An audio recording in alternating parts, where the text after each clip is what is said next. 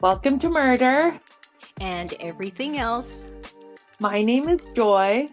And my name is Cheryl. And Joy and I are two old friends who are going to chit chat about murder and everything else. What do you know? Yay. So let me go into, actually, you know what? Before we go into disclaimers and all that, let's hit our highs and lows. You want to go first? I do, but I say this reluctantly because our listeners, I think on the last episode, I talked about the same thing. I could talk about how much I love my dogs, but I think everybody knows that already. But I'm going to have to repeat my sleep deprivation. Okay, I hope we haven't lost anybody yet. Don't judge me. There are probably people out there that can totally relate, but I've been up since 1 a.m. Well, I not completely. I woke up on the hour, every hour, which was really fun. But things on my mind. I just I got a new job. I feel, loyalty, and I love my current manager and my coworkers, but just for personal reasons, I had to find another job. So my low is that, I mean, we were crying. I went in to tell her I had to, I have to look for something else. And I did find it. And like tears are rolling down my face. And then she started tearing up. And when I came home and told my husband, he was like, oh my God. Because this is not how men would react, right? If somebody, can you imagine a man going into a male manager's office and going, hey, you know what? I got to leave. Da, da, da. And they both start crying. No, but I did once have someone come into my office and cry because they weren't getting promoted. Oh, yeah. I think I remember that. Was that when you and I worked together? Yep. Yeah, I remember that. Well, And I certainly felt bad for him, but I mean, I it wasn't gonna help that person. Like the tears, I think it was just like an excess of like emotional buildup or something, but right. Yeah. it didn't help the situation. And I was so uncomfortable. Oh, yeah, I bet. Yeah, because what do? You Right. just hand him a box of tissues. Um, anyway, so that's my low because I I really love my manager. Next to you, she's the best manager. Aww. Yeah, I she's forget about amazing. I know you were above me. You were the manager. I was the supervisor. that. Yeah, You want to that's know what else is uh Cheryl's older than me, just for our listeners. thank Not by you. very much, but a little bit older than me. And in Asian culture, if you're an older person, you're in a position of like respect and also seniority. And there's also titles for older people that you don't that you because it's like reverence or respect. That's the word I'm looking for. Whew, having a hard time today with English. So it's funny, I forget that. And now that we don't work together and we haven't worked together for years, I I always feel like I defer to your opinions and your commentary because you're older, you have more experience than I do. Oh, well, I don't know. That's debatable. Um, and I'm not like that much older than you. No, but just for our listeners, let me tell you that Joy was an incredible manager. We worked in a call center for an internet provider. And I'm telling you, we had a customer service department, which Joy ran, and then we had a technical support department. And I'm telling you, technical support was paid more, but those people wanted to come work in our department because they wanted to work for Joy. And I'm not trying to kiss your butt. I'm telling Wait, you, people, when she had to reprimand someone, they walked out of there like thanking her because she had a way of just being able, you just had a way with people that they couldn't be mad at you, like if you had to, you just had a way with people. And Well, she was first, super fun. We are going to have to do an episode on all the shenanigans that um during our time there. Like one of yeah, the things that sticks out to me is when Joy had an office, if you can call it that, that was the size of a closet. Well, a walk-in closet could be big, so this was more like what do you want to call it, Joy? I mean, it was tiny. yeah. Um, And it was also, remember, the server room. So there were all these like servers and electronic equipment and like cables and stuff that were blinking always. So it made the room like hot. naturally. So I could wear a Uh-huh. bikini to work every day of the week if I wanted. And and she would have if she could. But for Halloween one year, Joy put camouflage, like I think it was wrapping paper. I don't know what it was, but she covered her door with camouflage, some kind of camouflage material, and she only left a hole at the bottom. So if you wanted to crawl in and out of Wait, you this, forgot. I borrowed Eric Schwarzkopf's uniform. yeah. So And she so was I was dressed in wearing like this army military, like fatigues. storm uniform. And so I would come like flying out of Crawling. that little hole, like, G.I. Joy. Yes. Oh my God, good times. Oh my God. Oh, Okay, good we better times. move on because we got Casey Anthony part 2 and it's gonna be long. But that was my low and my high. Oh my God, I'm gonna have to search for a high because right now my eye is twitching from no sleep. Has anybody experienced that? That's when I know that I am in really bad shape. Is my eye is involuntarily twitching. It's just one eye. Oh, it's just wonderful. I'm going to say that again, my high is my default high, which is recording this podcast, Joy for Real, because we had talked about that. I think I'm repeating myself. I'm sorry, listeners, but we had talked about this. We had talked about this a while ago, and now it's like, we're making it a realization. So this is my high. Plus, I get to talk to you. Oh, Yay. people are probably like gagging from all the love. We're killing them with love. Anywho, what's your Well, high and low? my high is that right now I'm laying on the ground sideways because my head got so big that it tipped me over. I mean, talk about like really, really, really like going to my head.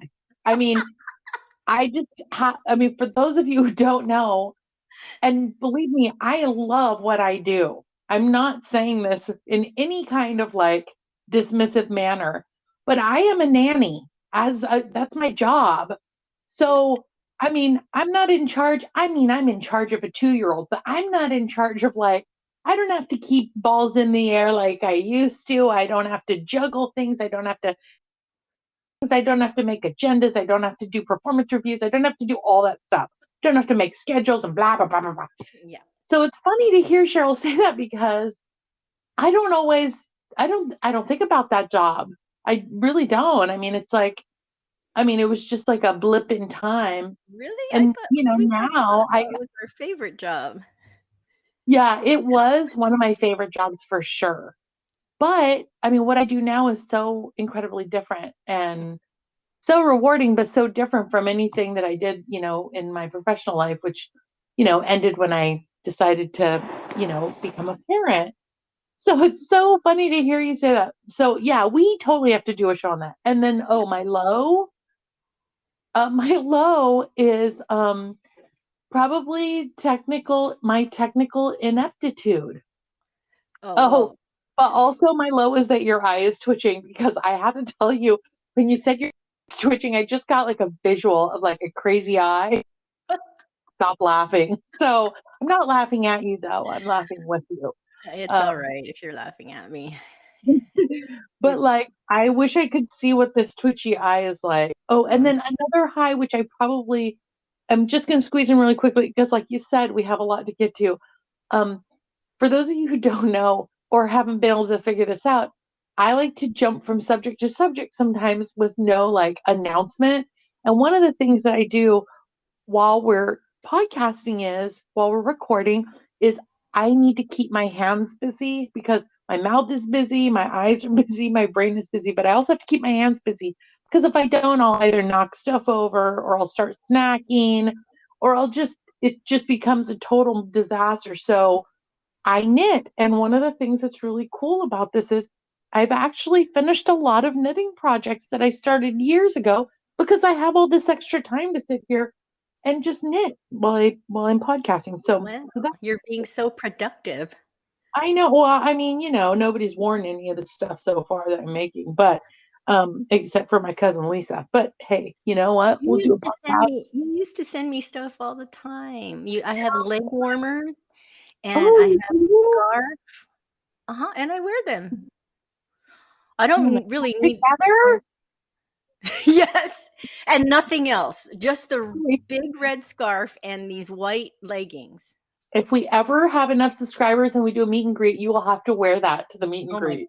wouldn't that Hilarious. be yes, that'll be so fun. So they can see your work. That's right. I am not productive. I try to sit here and not move so I don't make any extraneous noises. And I'm just praying that my dogs don't do something weird. Like Jet is right by me and he's not groaning or moaning, so we're good. Oh, win-win. That's like two Yeah, highs in one day. that's Um, right. so let's go over our disclaimers.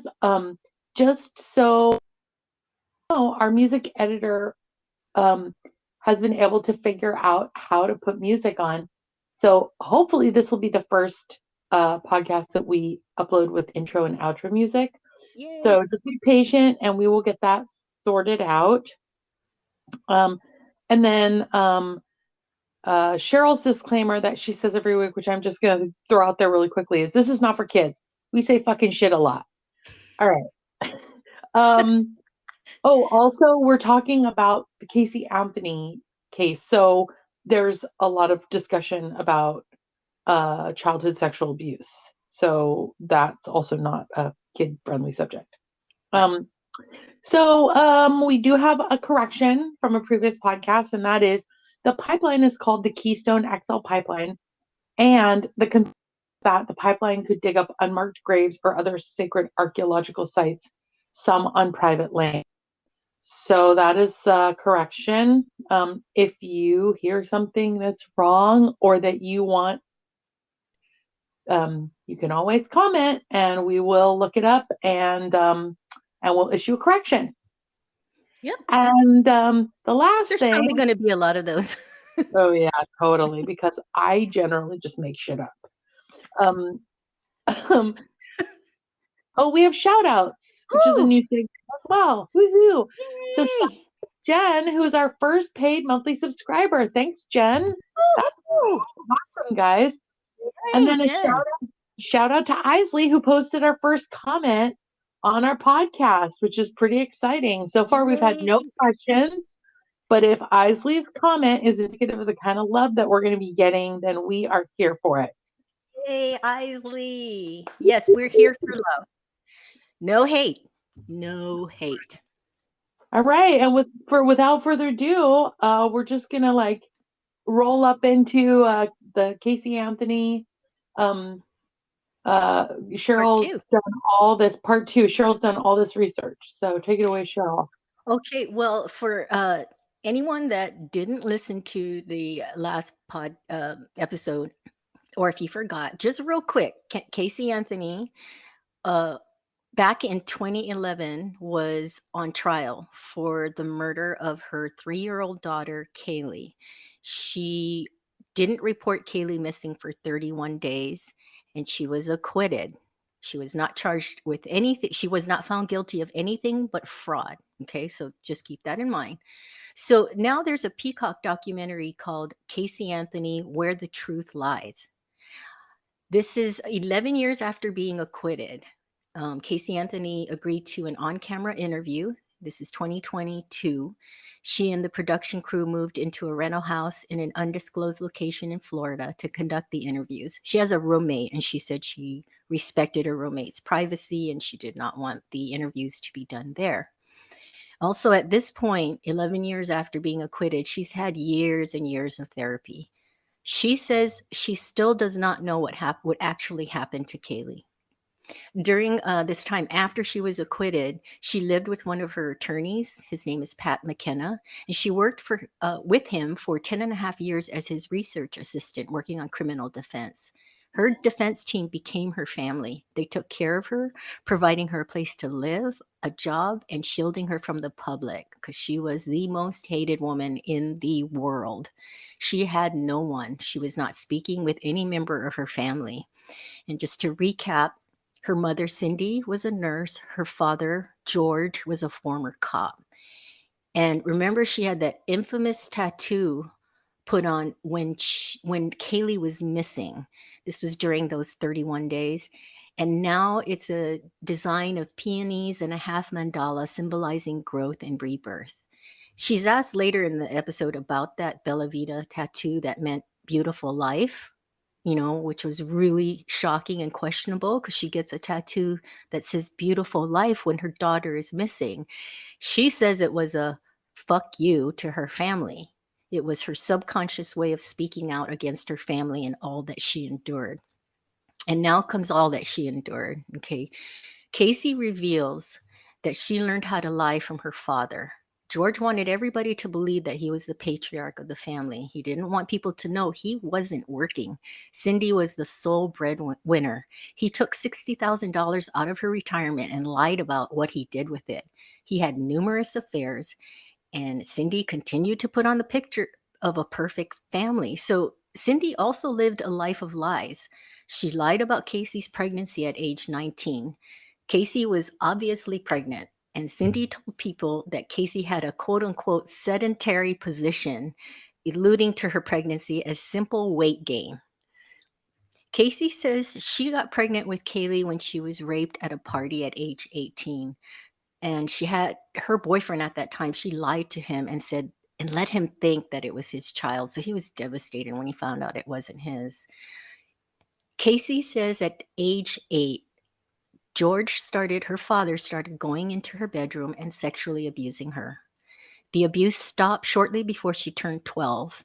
And she says her brother Lee then abused her from age 12 to 15. But she says to the extent that George abused her.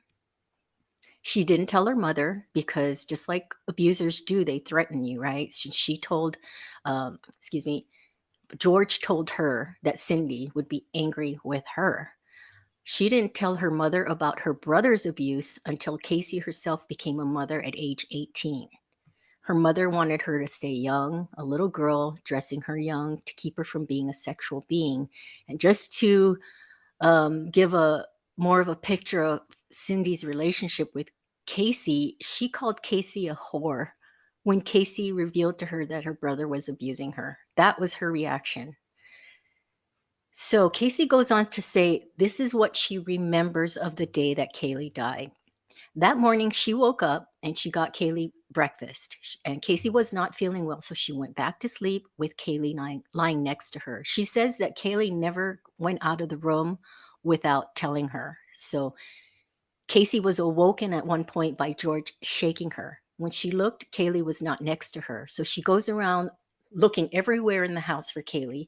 She goes outside, and while she's coming around the house, her father is standing there on the porch with Kaylee in his arms.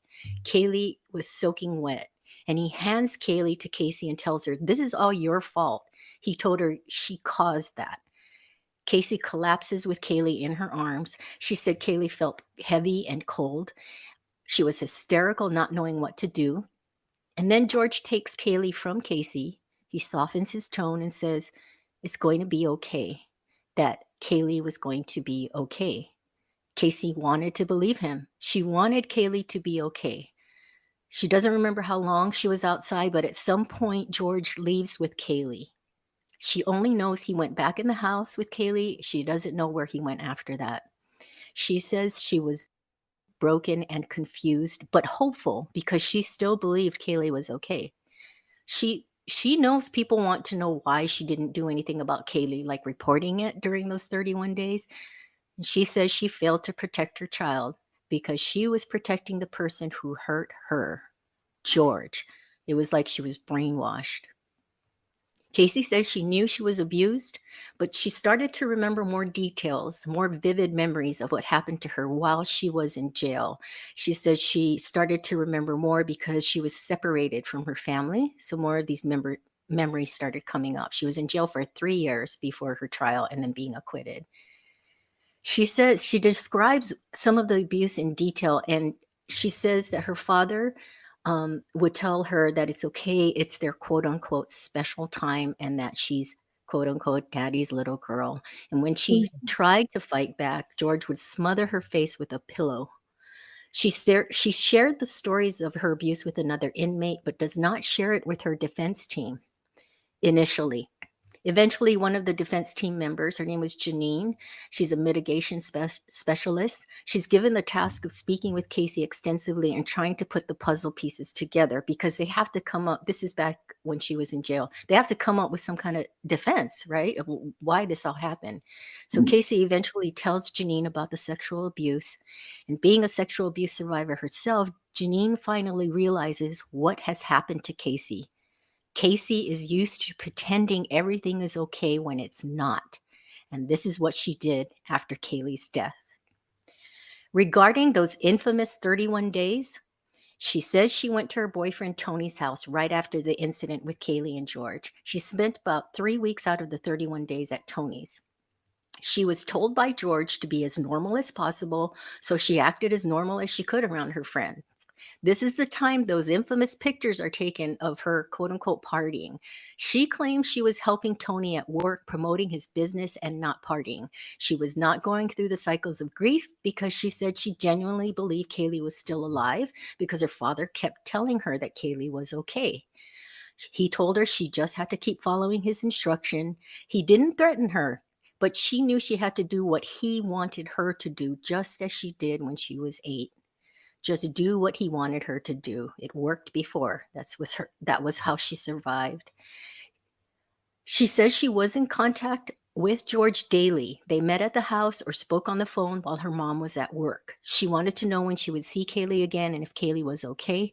And George told her that Kaylee was fine and she and Casey would be reunited soon. She would ask him if he knew where Kaylee was. He would just tell her that Kaylee was safe. She says when you're afraid of another human being and you are conditioned to say and do what they want you to say and do, even as an adult, you're still going to revert right back to it. For these 31 days and the first few weeks while she was in jail, she was still hopeful that Kaylee was okay. She says maybe it was disassociation that made her believe that Kaylee was okay, but she truly believed Kaylee would come back to her. And while she's in jail, she's actually in like the waiting area, handcuffed behind her hands are handcuffed behind her back, and they have the security camera footage of her looking up at the TV, and it's a news report of a body being found in the woods. And I don't know if it was the report when but anyway, she doubles over and she's devastated. Mm-hmm. And then during this documentary, they interviewed several experts on Casey's behavior. Actually, they interviewed one, and the other, they took an excerpt from the trial. So a forensic psychologist, Dr. Harry Kropp, met with Casey 4 times to evaluate her and assess her psychological status. This was before the trial. The media portrayed her as a sociopath, psychopath, a psychopathic liar. Dr. Kropp found no diagnosable psychiatric disorder or any diagnosable personality disorder, including being a psychopath. Other psychologists who evaluated Casey also did not diagnose any sign of psychosis. She told Dr. Kropp that George extensively sexually abused her. The doctor believed her. An expert who took the stand during the trial says young adults are reluctant grievers. They will often say nothing has happened. They will demonstrate risky behavior. The behavior that Casey engaged in was consistent with grief. The lying wasn't for manipulation or self-gain. Pathological lying is not a diagnosis, but a pattern of behavior often shown to occur as a result of developmental issues, family issues. People react differently to trauma. Even after the sexual abuse stops, there's still a dynamic of feeling like the perpetrator, which is George in this case, is still in control. Young people sometimes shut down when something traumatic happens and pretend nothing happened. So this is what came out about George during the document. Well, and Um, wait, I just want to interject really yeah, go quickly. ahead.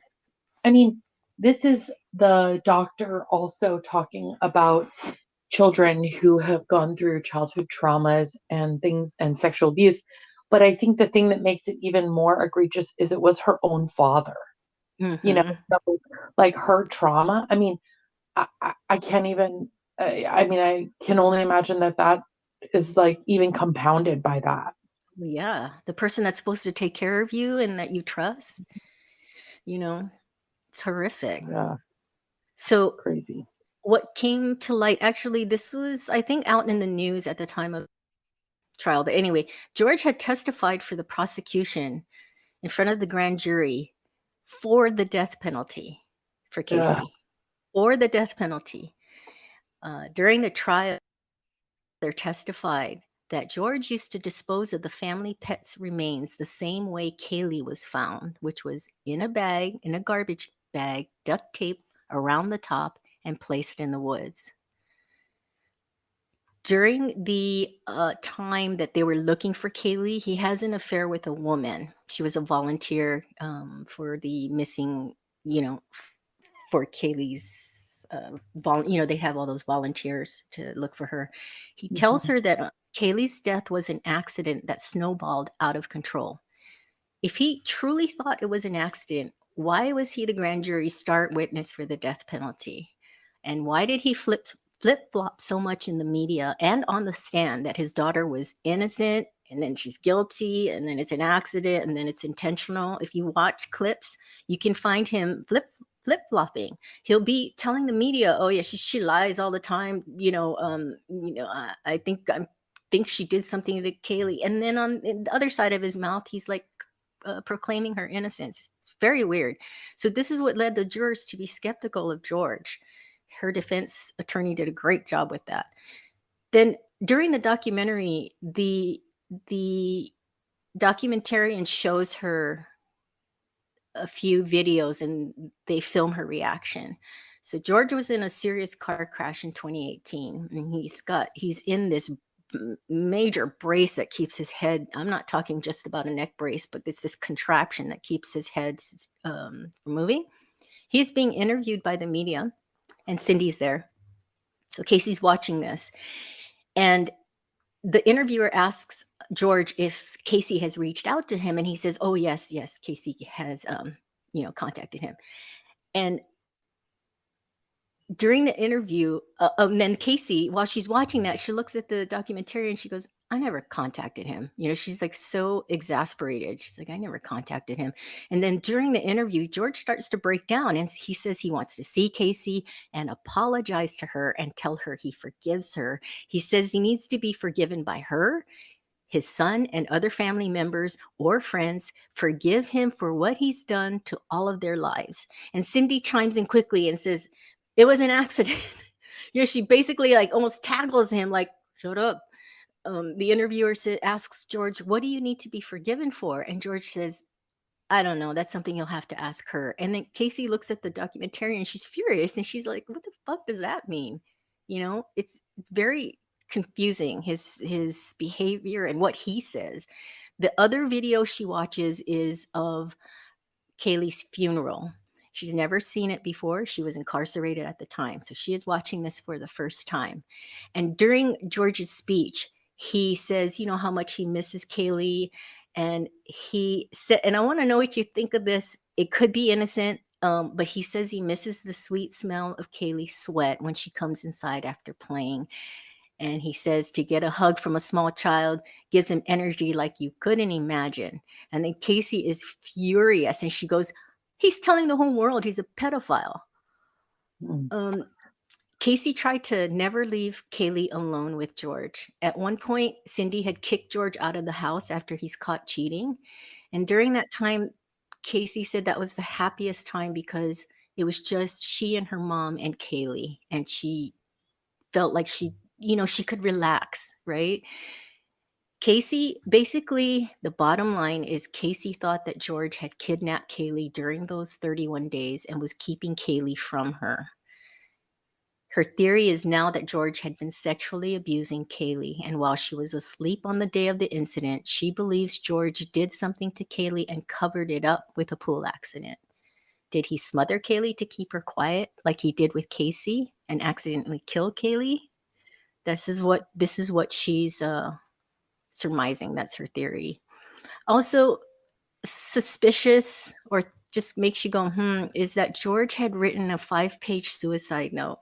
Cindy called the cops. I don't know what year this is, but it came out during Casey's trial. So it was after Kaylee's death and before Casey was acquitted. But he tried to kill himself. So Cindy called and said he took a bunch of pills and with alcohol. And I'm going to read this really fast because I think we have time. Then you can comment on all of this. Okay. So this is, I think, only part of it. But I don't know what to make of this suicide note. So we'll talk about it after. But he addresses it to his wife's, and he writes it, Cynthia Marie. As you get this letter, there should be no surprise that I have decided to leave the earth because I need to be with Kaylee Marie. I cannot keep going on because it should be me that is gone from this earth, not her. I have lived many years. I'm satisfied with my decision because I have never been the man you, Lee, Casey, and especially Kaylee Marie deserved. I have never been the man any of you could count on. I have always let each of you down in more ways than I could remember. I do not feel sorry for myself. I am just sorry I burdened all of you the way I have. My loss of life is meaningless. I cannot be strong anymore. Kaylee Marie, our granddaughter, I miss her. I miss her so much. I know you do too. You provided for her. What did I provide? I blame myself for her being gone. For months, as a matter of fact, for a year or so, I brought stuff up only to be told to not to be negative. I sit here falling apart because I should have done more. She was so close to home. Why was she there? Who placed her there? Why is she gone? Why? For months, you and I, especially you, always questioned why. I want this to go away for Casey. What happened? Why could she not come to us, especially you? Why not Lee? Who is involved with this stuff for Kaylee? I am going crazy because I want to go after these people Casey hung with prior to Kaylee being gone. That is why I got that gun. I wanted to scare these people. They know more than they have stated. You cannot sugarcoat, kid glove these people. They need hard knocks to get info from. Sure, that will not bring Kaylee Marie back, but was Casey threatened? Casey does not deserve to be where she is. I miss her. I miss her so much. I am worried for her. Her personal safety is always on my mind. I cannot function knowing our granddaughter is gone. Kaylee Marie never had a chance to grow. I have taken what meds was given to me with alcohol, and I'm ready to give up. As I can tell by my writing and thinking, I am getting very stupid. Wow, what a word, stupid. Yes, I am. Again, I do not, excuse me. Again, I do not feel sorry for myself, but yes, I am stupid. Cannot deal with stuff anymore. The loss of Kaylee Marie, the loss of Casey, the loss of us, Cynthia Marie, the meds, I am ready. Saying goodbye, please understand it is for the best. I do not deserve life anymore. Us, I never got to say goodbye. I am at this place and all is getting fuzzy and I'm writing and my writing is all over the place. I love you. I love you. I hope you get to see Casey soon. All the people we met while the writing is getting weird. I love you. I am sorry. I will take care of Kaylee once I get to God. I am so tired. At least I shaved today. Wow, I'm tripping out. I am sorry. I love you, Cynthia Marie. Kaylee, here I come. So, Wow. I yeah. I gotta say, well, first of all, I just want to say if anyone is feeling any feelings of suicide, please reach out to the Suicide and Crisis Hotline Lifeline at 988, which is like it's and they have operators that you could talk to um because it's a very serious thing. But I will Yes. say that where did you find that letter? Did they just publish that online? Oh, yes. I found it online. So did that was but that happened was that admissible in the trial or did that happen Yes. later? No, they brought it up in the trial. This is why the jurors, the ones that were willing to speak afterwards, they, their reason for acquitting her was that there was so much reasonable doubt because they just were skeptical of George. So why did Yeah, George never, so with all of George's weird stuff, then why was he and her saying her, I mean, obviously it probably came down to his accounting of what happened the day that that incident where her, like, it seeed like she had fallen in the pool or something and drowned. Why did that he never become also a murder the suspect? suspect. Yeah, like they didn't have any proof. You can't. It's really hard to prove, right, the sexual abuse, because that was so the prosecution is the one that has to prove beyond a reasonable doubt. The defense basically threw out this theory in the opening statement and never proved any of it. You know, Jose Baez, who was Casey's attorney, he brought up the sexual abuse. All of this that I just said is what finally shared with that Janine, that she had suffered sexual abuse, because she didn't tell her defense team until Janine got close to her, and she did so many interviews with her that Casey started to open up. And then Jose took that, and that was his defense for Casey, that George had been abusing her, and that his defense was that Kaylee fell in the pool, that she drowned. Right. He did not put out there that he didn't go so far as to say that George abused Kaylee and something went wrong that day. That This is something that came out in the documentary that Casey is thinking happened. But And for the trial, her attorney did not say that. But the thing is, so he puts out there that George abused Casey. That's where she learned to lie, that Kaylee had drowned in the pool and it was an accident.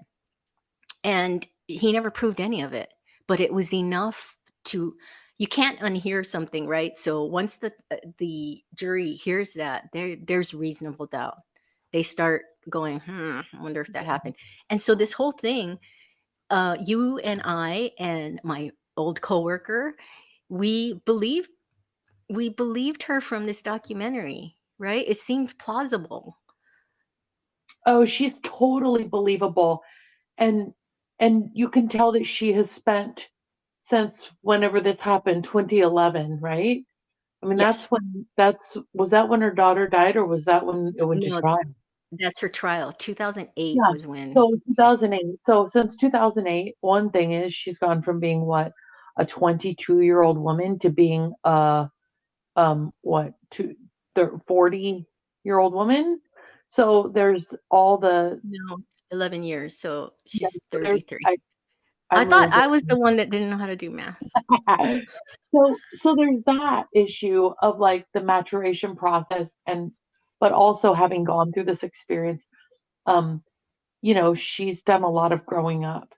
Mhm. Um, I I think that, I mean, it was totally believable to me, the lying, and we'll talk down the road about a little more about my sister, but my sister's in prison for a aggravated murder charge and is serving a 17.5-year sentence.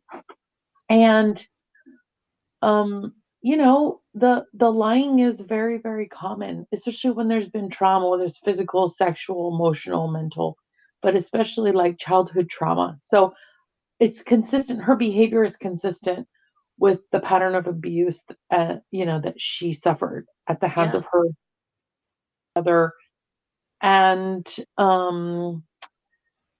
yeah, I think about, I will also say that, and this is going back to the very beginning of the documentary, when she's walking through the house that they're going to be filming it in, she she walks through the house like a real estate agent walks through a house that they're getting ready to list. She is checking the rooms, she's checking the windows. She is assessing this home for security purposes. And it's not security purposes because she has, a dangerous animal or a child that needs to be, it's because she's gone through so much trauma herself that she's assessing the safety of the home. for her, not only her physical safety, but also her mental safety and Wow, well. I did good catch. I did not notice that. That jumped right out at me. It totally jumped out at me. Wow. And she's not even looking at the house like, oh, aesthetically it's pretty, or I like this room or the decor, blah, blah, blah. She's looking at it from a safety standpoint Safety. only, as somebody who's gone through extreme trauma. And so that really jumped out at me. Wow. She doesn't care. I mean, I don't think she would have cared if there was one, greasy beanbag in the middle of the room. It didn't care. The aesthetic didn't matter to her. Mhm. Um, I'm just curious. I mean, 2008, that's when they found her. How much forensic DNA evidence would they have been able to have compiled from this child, Because now they can do all kinds of stuff. Like they can find out, it's interesting that, and I'm surprised that nobody's ever like reopened the case to discern, like to do DNA to find out who the child's, if George was the child's biological father, for example. Ooh. These are just Oh. these are just things that jumped out at me from reading I mean, from listening to you talk about, all this case, because I didn't follow the case at the time, and I wasn't I just remember every time turning on the news going, "Oh God, this again." But You weren't but yeah, invested watching every second? Like, we were listening to it at work. no, I remember you telling me and thinking, okay, someone's gone off the deep end. Like, what's up? But then I remember I'd always say to you, I'd be like, didn't you also watch the OJ Simpson trial? And you're like, Every second. yeah. Every second. And I had the But same reaction for both of them when they were acquitted. I almost cried well, because I thought they were guilty. so I do wonder how much forensics DNA evidence they would be able to extract, because they can do so much now. And I know it would be extremely painful for Casey, and I'm sure that and I wonder about, I think about it, and I think about George and Cindy, and I believe that Cindy knows what happened, Oh, yeah. whether she accepts it or not, and whether she will ever, you know, own up to it. Um, you talk to a lot of people, and they'll say, "Oh, they'll look back and they'll say, yeah, I always knew that, this person had done this or this," especially when you've been in a marriage of that many years with a person. No, she had a dysfunctional relationship with him, codependent. I am not an expert, and no hate, please, but my opinion, she knew. She was so used to covering Covering. for him. That's why And, I and, said she's and just as I, guilty as teaching. I have to Good. say, what is up with these women who are working, bringing home the bacon, holding down the fort, wiping these dudes behind? I mean, what is up? Like, I mean, why wouldn't There, she? and he's a liar and a cheater, and Yeah, she when she takes him threw him back. out of the house for cheating, why didn't she change the locks and never let him back? I will never, as long as I live. Well, okay, I understand. She most likely had been abused as herself when she was younger or in a previous relationship, and George saw that in her, and he took advantage of the fact that she would basically let him get away with murder, literally, Literally. and But and then do also it. some women, some men too, they don't wanna be alone. It Go ahead. Right. I really feel like No, she just you're right. she was so used to this pattern with him. She was caught in this, like, just very she still is. They're still together amazingly. Oh. But I going mean, back. just the fact that he didn't have a job, that he stole $60,000 out of the retirement, didn't tell her what he did with this, was running around town, like, wagging his junk at all the, like, the ladies. I gotta tell you, that right there would be that should have been the deal breaker. Divorce papers. I Yeah, know. I'm like, what were you waiting for? Like, she had to have known this guy is bad news. I can't wait to see what other bad stuff he's got under his hat. I mean, well, literally, what other indications what other like stuff did you need to see? Like, right? that he was, I mean, if he'd popped up and been, the guy who's, pooping into bags and throwing it and lighting on fire and throwing it on people's front porches, like, I mean, you knew he wasn't like a trickster guy. You know, he was like you threw him out of the house because he was such a dirtbag and such a low life and because he was useless. Yeah. And he's But going to work, you know, probably holding down two jobs just to pay the bills. But he loves me. yeah. I don't Well, also, you know, I'm not trash talking Cindy, okay, but this is my opinion. When Casey shares with her, can you imagine how awkward that was for her? But George was out of the house. Okay, so Casey's feeling a little safer, right? And so Mhm. she's probably feeling a little close to her mom because it's just her mom, and Kaylee. So this is the moment where she feels like she wants to, she needs to. I don't know what the catalyst was, but she shares with Cindy that Lee, her brother, abused her. And her reaction is to call her a whore.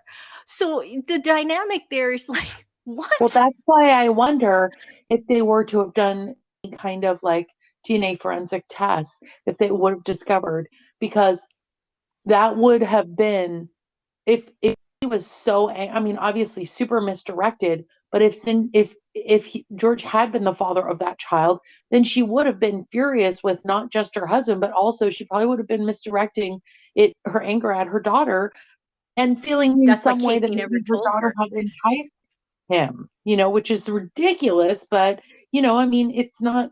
I mean, the wife was Cindy. She wasn't the inventor of that kind of like very misogynistic mindset of like, you know, let's slut shame, you know, the girl who gets pregnant at 18 instead of like maybe finding out like, well, what's going on? Like, you know, is there a reason why?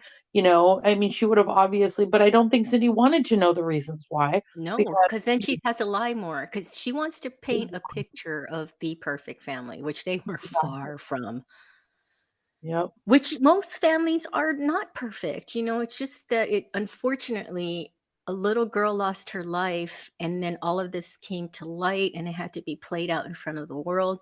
But getting yep. to the DNA, yeah, amazing. They have solved cases because they hung on to whatever evidence they had, knowing Mhm. that maybe in the future we'd have technology that could do something. Right. Unfortunately, with Kaylee, there was her skull and some hair still attached to it. She had decomposed. She died. I'm not going to say she was killed because we, really don't know. So she died in July, June. She died in June. The mother reported it in July. Casey's arrested. She's in jail, and her remains are not found till later that year. But she has decomposed. And there was Florida, so they had like floods and swampy area, and so Alligators and heat oh, and can like you imagine the extreme heat? heat. So You're I right. don't know how much DNA evidence they have. But here's the other thing from my amateur sleuthing and things that I listen to is Casey and the father and Cindy, they all would have touched her.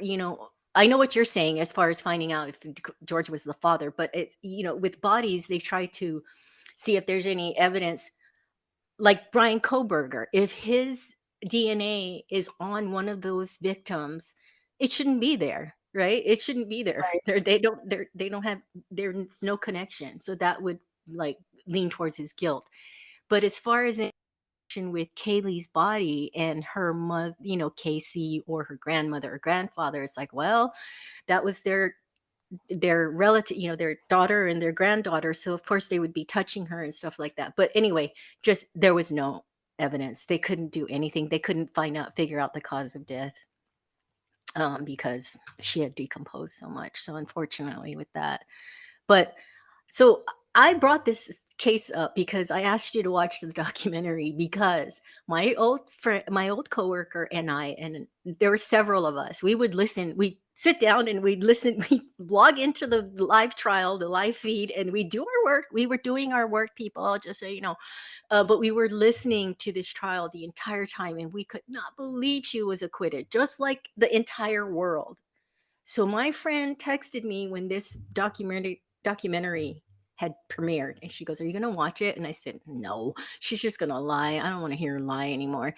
She said, "Well, I gotta watch it. I'm gonna watch it. And I said, no. Nah. And then I said, texted her about 5 minutes later, and I was like, okay, I'm gonna watch it because I didn't want to hear about it. I don't want to hear about it secondhand. I feel like FOMO. So I watched it. It's three part series. And after the first one was into the second one, I was like, oh, I texted her and I said, oh my goodness. And she said, girl, keep watching. By the end of the second episode, and then definitely into the third, Casey had changed my mind. I could not. You're talking about staunch Casey opponents. We thought she was guilty as hell. It was like an atrocity next to the OJ trial that she got off. But we talked about it after, and we were like, we believe her. Oh my Yeah, God, we believe her. I So then you totally watched it and you believed her, and I'm like, these are smart love women. And we believe her. And I think I told you, I went online and I went onto YouTube because I watch a lot of YouTube, and I put in, I believe Casey Anthony, because I was trying to find like other supporters of her. Nothing. Everybody talks about she's a liar. She came on and she lied some more. And then on there was one feed that somebody had the courage to write 3 words. She put, I believe her. It was like this font was so tiny, And then I was too scared to write back that, yeah, I believe her too. So I just put like, I just liked the comment. Yeah, I totally believe her. I didn't feel like, so first of all, she has totally laid low and stayed out of the public spotlight.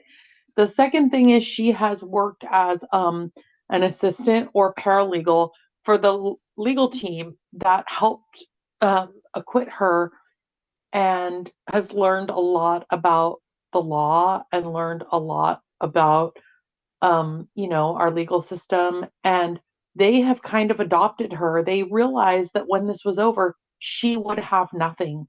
And so they took her, and she even lived. I imagine she probably lives on her own now, but she lived for years with one of the attorneys. And they had no reason to do this. But the gentleman, who's now quite elderly, he he really saw in her, I think, a young girl who had a broken spirit and who was lost in the world and had nothing and couldn't go back to anything that she had before, and just emotionally, mentally was broken. And so he took her in and helped her, which, gives me real hope that, like, there's good people in the world. Yeah. It's like, God, he had no reason to help her at all. Yeah. But um so she spent all this time working on these cases. She is not an actress. She's not somebody who has, you know, sought any kind of media attention or spotlight at all. She's literally laid low for all these years, and not tried to, jump up and down, me, capitalize, here's my selfies, look how pretty, none of that. Here's my book. Yeah. So no Did she tell all. Yeah. No, and I believed her emotion. I mean, unless she's a good actress, No, I I really don't know. I believe believed her. her. And you know, I just felt so, I mean, I if you watch the facial expressions of a young person, they can go through 30 emotions in like a In a minute. minute. Yes. Yeah, And yeah, yeah. people say that, like, the despair on her face and in her voice, and just the way she carried the sadness and like heartbreak of losing this child. I gotta say, like, we if that I mean, there I don't believe in my heart of hearts that any of that was fabricated. I know, I me don't. too, but some people don't believe, but the majority of the public don't believe her, and I respect their opinions, but I do want to say this. I think that if you don't have um not even firsthand, but if you don't really know about sexual abuse and trauma, you won't believe you. It's going to be hard to believe that for 31 days she thought Kaylee was alive. But yeah, I think that it's, if you don't have an understanding of it, you can't believe that, right? That for 31 days she believed Kaylee was alive. but if you understand trauma, you can understand how she was accustomed to listening to George and protecting him. That's Hmm. the thing. So I don't believe her, but man, I walked away from this. So you, me, and my friend, and the person that was brave enough to write on the YouTube post, they're the only three people I can find that believe her. I'm like, I can't believe that no one else except us believes her. But I do feel better that it's you and my coworker that believe her, because I trust and respect your opinion. And one of the other things I was telling my friend is that it almost makes me feel better, that she was acquitted, because at the time we were like, what an injustice. And then now we watch the documentary and we feel like she's telling the truth. And it was like, thank God she wasn't found guilty. Here's the thing: for people that don't believe her, the 12 people who were very hated after the trial, 12 people sat there for, I think it was 6-week trial. They sat there and listened to all the evidence, and they walked her. So there's something to that, right? And the fact that now, Double doubt. I mean, the fact of the matter is that, so I wonder, did they televise the entire trial? yes, they did. Okay, so it wasn't like they did readouts or anything like that. No, Oh, no, that's and we were glued. I mean, I gotta say, I don't know. Like, I mean, we'll have to talk about this at another time, but I'd be interested to talk about televised trials like that and your take on it, and Yeah. Yeah, that's just interesting, because I do feel two ways about it. So yeah, yeah, that'll be so interesting because I have watched trials on YouTube after the fact. Every day, like watch the highlights or watched even an entire trial. But I have never watched a televised trial like that. And I, yeah, we'll have, like I said, we'll have to for another podcast. But um, I have a question for you about George's suicide note. yeah, It- okay, so I believe her, although she claims in this documentary she doesn't really know what happened. right. She's saying she doesn't know what happened, but this is what she thinks happened. So George's suicide note, during the trial, it kind of made him look guilty. But when I read the part of the note that I read, I'm kind of conflicted, because you would think if he's going to kill himself, he would just like, come clean, right? If he really was going to kill himself and he did something to Kaylee, Right. I feel like be, uh, uh, you know, there would be more confession basically, and it's very like all over the place and kind of like just kind of general about not being a good father. Well, But yeah. oh, go ahead. No, What are you? so what do you think about that? Do you think if he was guilty of maybe even accidentally killing Right. Kaylee, wouldn't his suicide note be more confessional? Well, it's interesting. So obviously suicide is a serious thing and we don't take it lightly. And if anybody has those feelings, there are definitely people out there you can reach out to help you. But Definitely. in having said that, reading this note made me very, very uncomfortable because I felt like it was self-serving. Mm-hmm. This I is did true. not, I did not feel like he was I didn't get the impression from reading the note that it was somebody who was at the end of the line. Now, that having been said, I don't know what the letter would, it's not like I have like in my psyche a bank of letters that I would pull up instead of this, but this to me was very much, it was very off-putting. It was very self-serving, and all it did was kind of maybe bring to light or like maybe even like kind of magnify the kind of personality that this George guy had. It's It, true. Yeah. it was like he wanted his wife to feel sorry for him. Mm-hmm, He wanted mm-hmm. attention. So it was kind of an attention grab. And also it was self-serving because everyone would feel badly. And also I he talks about a gun that he got. Mhm. And so it's interesting that he went to the pills. And as an So adult, good. Joy, you are so good. Keep going. well, as an adult man, I mean, and as a police officer, you and I both know that he had training on many things, one of which was how to use a firearm. And so I find it very, very telling of his personality. The I felt like it was maybe a little bit of like a stage performance. Buys a gun and then takes pills. What do you think? I think you're absolutely onto something because he gets a gun, you're right, and then he takes pills. I don't think he really intended to do anything. Like you said, I think it was self-serving.